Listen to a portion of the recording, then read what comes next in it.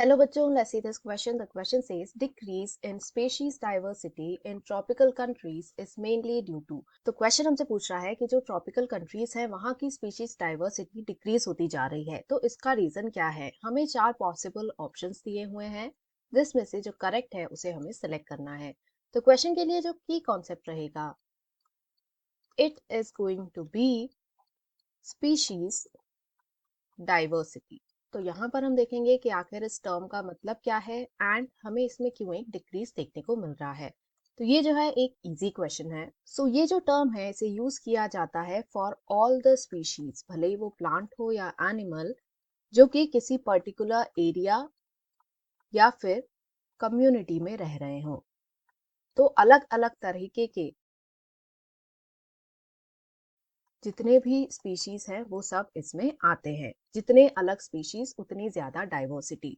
तो recent years में हमें एक डिक्रीज देखने को मिल रहा है इन द स्पीशीज डाइवर्सिटी। तो इसका मेन रीजन क्या है, वो ये है कि जो फॉरेस्ट कवर है जहां पर की स्पीशीज रहती हैं उन्हें लगातार क्लियर किया जा रहा है।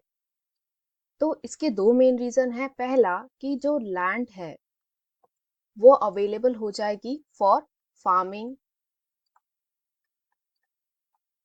या फिर इंडस्ट्रियल सेटअप के लिए।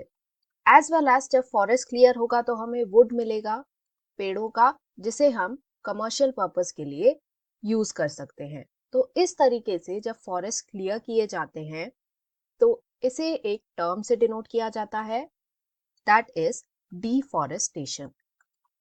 तो ये एक मेन रीजन है जिसकी वजह से जो स्पीशीज डाइवर्सिटी है वो डिक्रीज होती जा रही है। अब क्वेश्चन में दिए ऑप्शंस को यदि हम देखें तो इसकी वजह से क्या होगा, कंटिन्यूअस डिफॉरेस्टेशन होगा तो जो नेचुरल हैबिटेट था इन स्पीशीज का ये डिस्ट्रॉय हो जाता है। तो ऐसा रिजल्ट वो स्पीशीज भी वहां से खत्म हो जाएगी। तो इस वजह से स्पीशीज डाइवर्सिटी कम होती जा रही है। अब क्वेश्चन में दिए ऑप्शंस को यदि हम देखें, फर्स्ट सेज अर्बनाइजेशन। तो इस टर्म का मतलब क्या होता है, अर्बनाइजेशन मतलब जब लोग रूरल एरिया यानी गांव एरिया से शिफ्ट होने लगते हैं towards the urban area, cities की तरफ, तो उसे अर्बनाइजेशन कहते हैं। तो इसका स्पीशीज डाइवर्सिटी से कोई लेना देना नहीं है। बी सेज पॉल्यूशन, तो ये भी इनकरेक्ट है। इससे हैबिटेट भले ही अफेक्ट होते हैं बट स्पीशीज डाइवर्सिटी को डिक्रीज करने में इसका मेजर रोल नहीं है। सी सेज डिफॉरेस्टेशन, तो ये बिल्कुल करेक्ट है जैसा हमने यहाँ डिस्कस किया।